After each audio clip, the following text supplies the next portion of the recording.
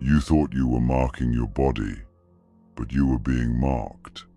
The moment the needle pierced your skin, something far older than ink responded. What you believed was an act of self-expression may have been a spiritual agreement, sealed in blood and vibration. This wasn't just art, it was an initiation. You didn't walk into a tattoo studio. You stepped into a ritual you didn't know you were performing. For centuries, symbols have carried power. But in the modern world, we've forgotten that power has rules.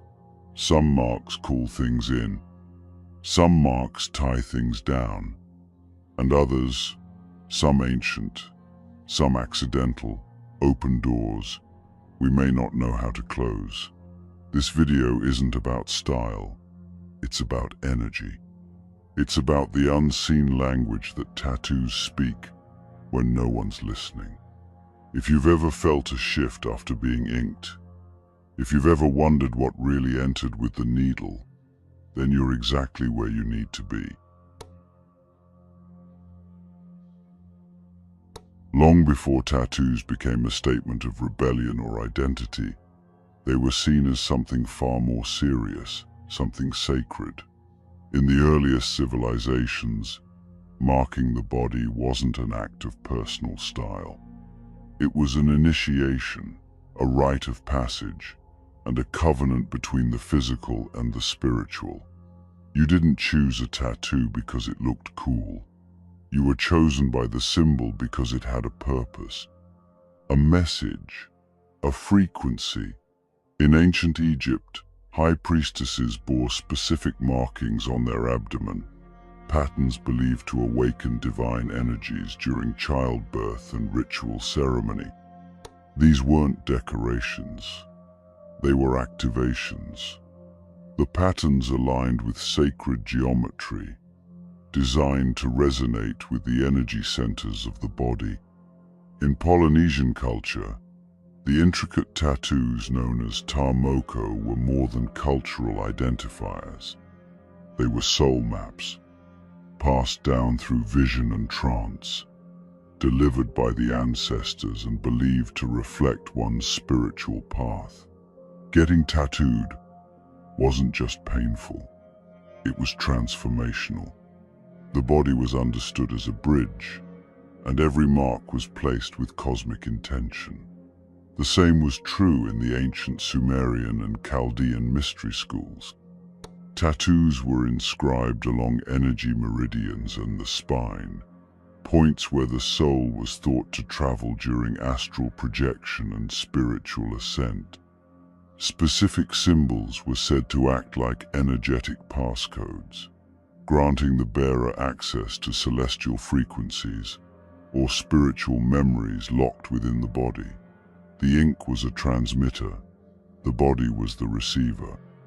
These weren't random images, they were spiritual instruments, calibrated through ritual, vision, and knowledge passed only to initiates. In those times, the skin was seen as a living scroll, a place where spirit writes what the mind has forgotten. It's no coincidence that ancient esoteric texts describe the body as a vessel not only of flesh, but of memory, vibration, and divine code. One such text, hidden within a Coptic scroll preserved in secrecy, reads, "Touch the skin with ink, and the soul will remember." It speaks to an understanding lost in today's world, that to mark the body is to speak directly to the spirit. But here's where the fracture begins. Today, tattoos are often chosen in haste, during heartbreak, intoxication, rebellion, or impulse. Symbols whose meanings we don't fully understand are etched into the most sacred points of our energetic system, our spine, our chest, our neck. And because we've forgotten the ancient rules, we break them without even knowing it. We place seals without understanding what they're sealing. We wear maps that don't belong to us. We activate things we can't control. Some viewers might already feel this. A weight they can't explain, a shift in their dreams, an unshakable restlessness after being tattooed. Maybe you've tried to ignore it, dismiss it, or rationalize it.